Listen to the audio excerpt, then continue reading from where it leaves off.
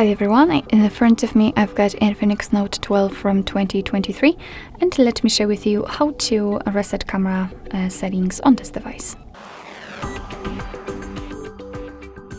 So first of all, we have to open the camera app, and it doesn't really matter in which mode we will be. As you can see, I've applied the grid lines. It is because I'd like to show you the visual evidence that the reset option will work. So in order to reset the settings, we have to enter the settings themselves and then scroll down to the very bottom.